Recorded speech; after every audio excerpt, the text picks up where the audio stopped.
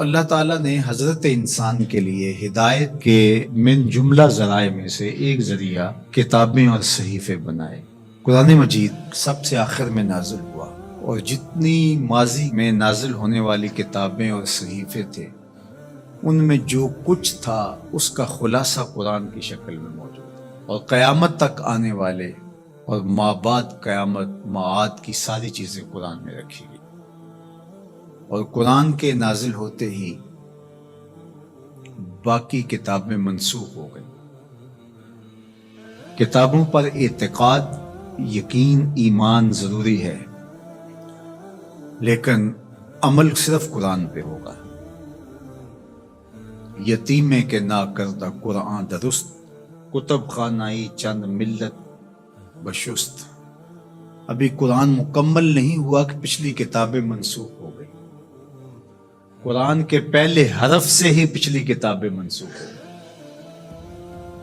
تاروں سے کہو اب کوچ کریں، خورشید منور آتا ہے۔ تو ہمارا پچھلی کتابوں پر ایمان لانا ضروریات دین سے ہے، لیکن عمل قرآن پہ ہوگا۔ اس وقت دنیا کا کوئی بھی مذہب، کسی بھی مذہب کا ماننے والا، وہ اپنے مذہب کی کتاب کو ہاتھ میں پکڑ کے یہ نہیں کہہ سکتا کہ یہ وہی کتاب ہے جو نازل ہوئی۔ وہ بھی کہتے ہیں کہ جناب اس میں ضرور کمی بیشی ہے، کوئی تھوڑی مانتا ہے، کوئی زیادہ مانتا ہے، لیکن آنکھیں بند کر کے قرآن مجید کا نسخہ ہاتھ میں پکڑ کے حضور کا غلام کہہ سکتا ہے یہ وہی کتاب ہے، من و عن، حرف بحرف، بغیر کسی تغیر اور تبدل کے، جو میرے رسول کے سینے پہ نازل ہوئی ہے۔ تو یہ چیز کس قدر تیقن پیدا کرتی ہے، کس قدر یقین کی بجلیاں پیدا کر دیتی ہے سینے میں۔ پھر آنکھیں بند کر کے عمل کیوں نہیں کریں گے؟ کتاب پر ایمان لانے کا مطلب پوری کتاب پر ایمان لانا، اس کے تقاضوں پر ایمان لانا، اس کے احکام کو ماننا، اور اس کے نواہی سے اجتناب کرنا، یہ تقاضا ہے اس ایمان کا۔ تو یہ نہیں کہ جو چیز سمجھ میں آئے، پسندیدہ ہو، نفس پر شاک نہ ہو، نفس کو مرغوب ہو، محبوب ہو، اس پر تو عمل بھی ہو، اس پر بات بھی ہو، اور جو چیز نفس پر شاک ہو تو اس کو جو ہے وہ چھوڑ دیا جائے۔ تو یہ ایمان کا مفہوم نہیں ہے۔ ایمان کا مفہوم یہ ہے کہ پوری کتاب پہ ایمان لایا جائے۔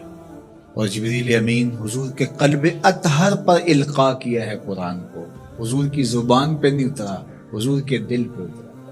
بلکہ جب حضور کے قلب اطہر پر قرآن اترتا تو آقا کریم جلدی جلدی اس کو زبان پہ لاتے، تو آواز آئی لا تحرک بہ لسانک لتعجل بہ۔ اللہ اکبر، محبوب جلدی نہ کیجئے، جس رب نے قلب میں اتارا ہے وہ زبان پر بھی لے آئے۔ تو وہ حرف و صوت سے مرکب نہیں تھا، وہ ایک کیا اس کے لیے لفظ کہیں، چونکہ یہاں لفظ بھی دم توڑتے ہیں، یہاں حرف بھی سوختہ پا ہیں، جہاں تخیل کا مرغ عقل بھی تھک کے گر جاتا ہے۔ وہ جانے اور وہ جانے کیسے دیا ملائے اعلیٰ میں۔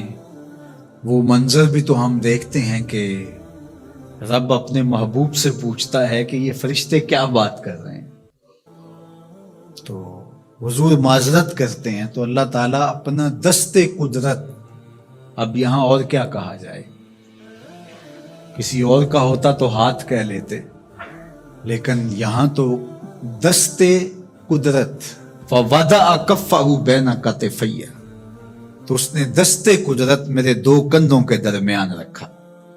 تو پھر کیا ہوا، دست قدرت یہاں آیا، ٹھنڈ میرے سینے میں پڑ گئی۔